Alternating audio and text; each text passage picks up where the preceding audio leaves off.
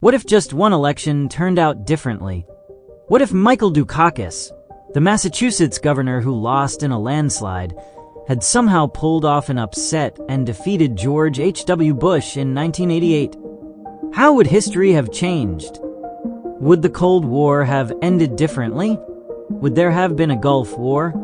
Would Clinton ever become president?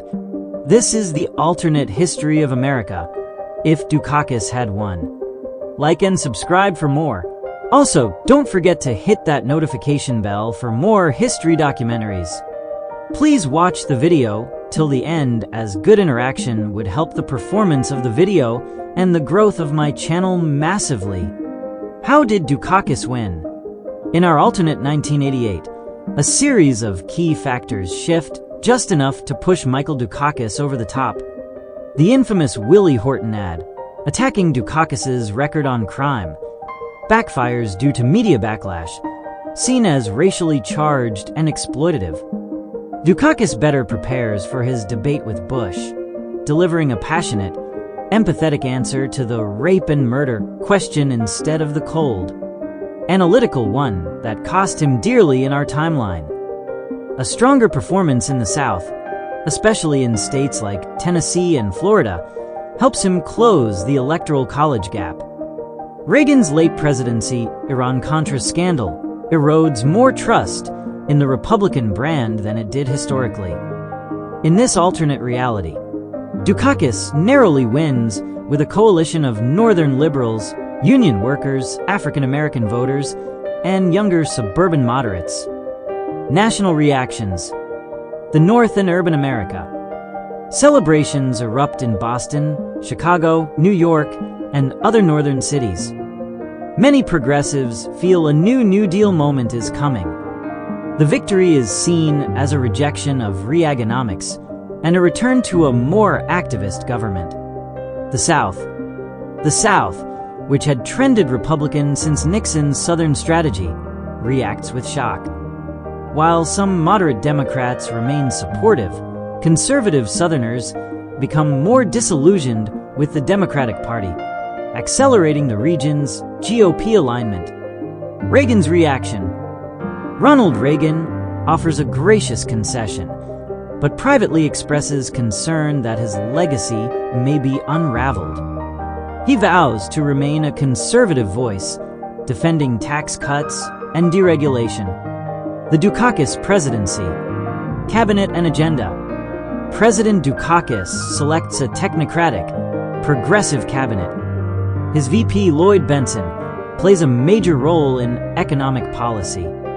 Notable appointments include Secretary of State, Sam Nunn; Secretary of Defense, Les Aspin; Attorney General, Mario Cuomo; Secretary of Health and Human Services, Donna Shalala.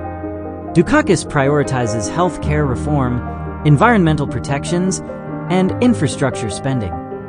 However, with a split or narrowly Democratic Congress, many of his proposals face opposition. Foreign policy. Cold War, Berlin, USSR. The fall of the Berlin Wall.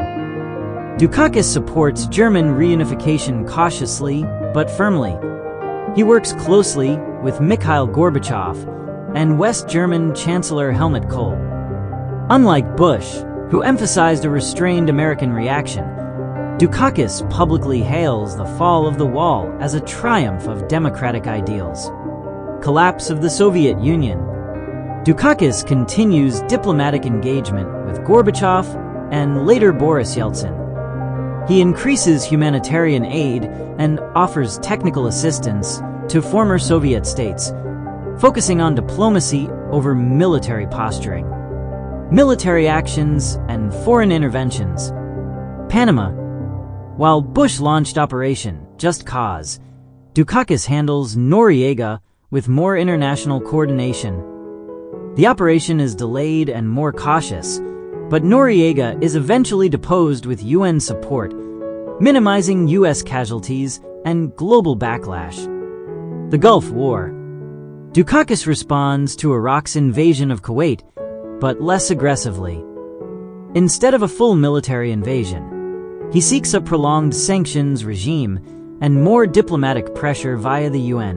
A limited air campaign may occur, but no large-scale ground invasion takes place.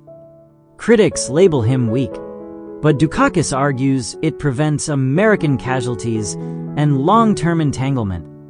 NAFTA, the economy, and domestic policy. NAFTA. Dukakis, a supporter of free trade with regulations, begins preliminary talks but focuses on labor and environmental safeguards.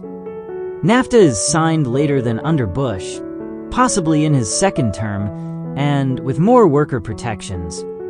The economy and the recession of 1990-91. The early 90s recession still occurs, worsened by cautious foreign policy and a sluggish response. Dukakis raises taxes modestly and increases spending to fight unemployment, drawing fierce Republican criticism.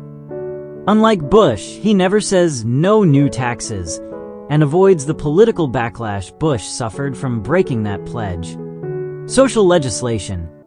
Dukakis signs a version of the Americans with Disabilities Act in 1990 and expands the Clean Air Act, leaning more into climate science and green energy. He also attempts to push early health care reform, setting the stage for later Democratic efforts.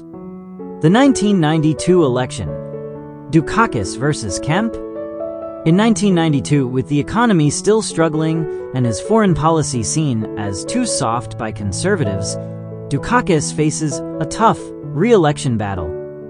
The GOP nominates Jack Kemp, a charismatic, supply-side economist and former HUD secretary, to appeal to both conservatives and inner-city voters. Despite a close race and a potential third party run by Ross Perot fizzling due to lack of Iraq war backlash, Dukakis narrowly wins re-election, thanks to improving job numbers and strong turnout in urban centers. Second term. Healthcare. Dukakis enacts a modest public option and reforms to reduce health insurance costs, a predecessor to Obamacare. It's far less sweeping than Clinton's attempted overhaul, but more politically viable. Technology and innovation. With the Cold War over, Dukakis shifts defense spending into infrastructure and research, helping catalyze the coming tech boom of the late 1990s. Silicon Valley grows rapidly under his watch. Social policy.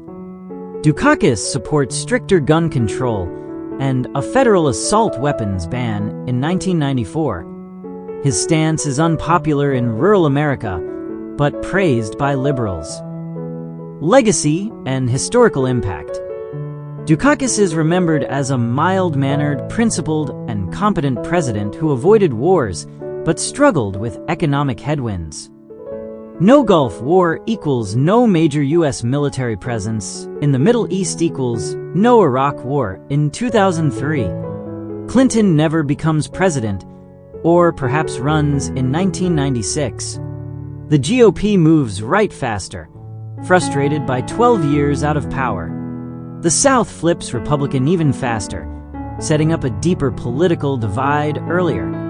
Dukakis is later praised for his foresight on climate change, disability rights, and restraint in foreign policy. He's not seen as a transformational president, but rather as a steady hand in a transitional era. Conclusion. History hinges on elections, and 1988 was one of the most consequential. If Dukakis had won, America may have avoided war, tackled climate issues earlier, and changed the political map for decades. But would it have worked out better? Or worse? What do you think? Write your opinion and version of the story in the comments below. Please be polite and kind. If you want to know what would have happened if Stevenson defeated Eisenhower in 1952, click on the video on the left. Thanks for watching.